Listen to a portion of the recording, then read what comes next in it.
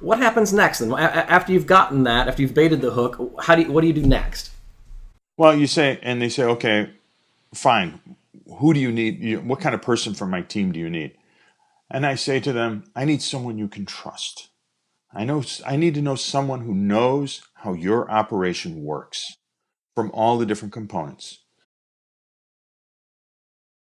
So you spend some time with them. You talk about, if I remember from the article correctly, you talk about some of the most likely impacts. We don't go through a threat analysis. We don't go through a business impact analysis. What we talk about is, look, most likely things to happen are you're not going to have your building, or you're not going to have the right people, or you're not going to have the right stuff. How would we deal with that?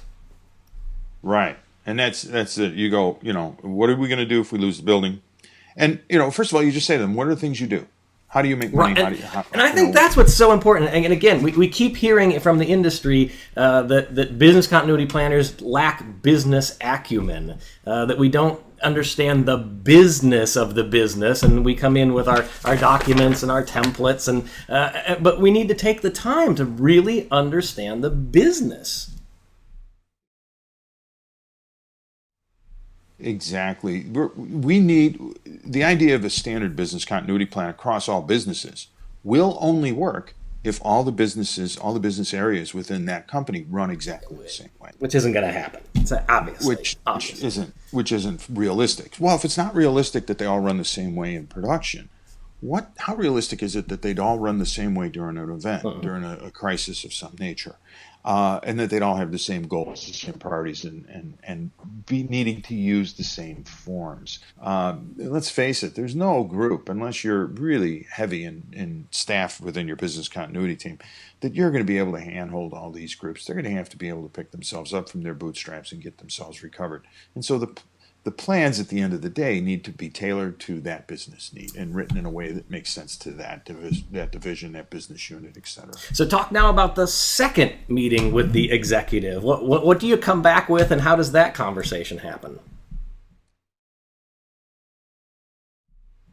Well, you come back with, you say, I've met with your chief of staff or your person, and we've done, and it's in the article, what would be, yes, we can call it a BIA if there's a purist out there who wants to see it, but it is so high level.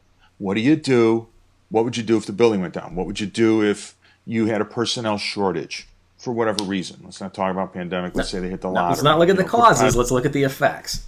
Exactly. You're short half your staff for whatever reason, You have an IT outage of something you need. So we're not talking about DR, but you lose that, now that with outsourcing and offshoring, you lose a major vendor. Yeah, supply chain. Supply chain is big. Something in the supply chain goes bad. Again, we're only looking top up. We're not looking downstream. We're looking upstream at this point because that's all the manager for this executive level needs. So now you come up with, well, this is what would be bad and this is what isn't going to be bad. So then you go back to the executive and you say it basically in those terms. Give it a red, yellow, green to that matrix we just talked about. Here's the functions on one side. Here's the events on the other. Red, yellow, green. Boom, heat map. There you go.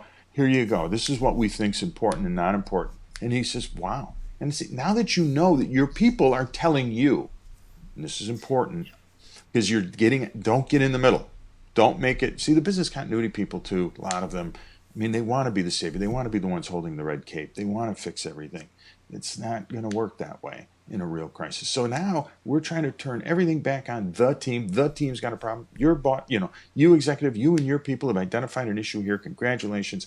How do you guys want to go about solving it? How can I help?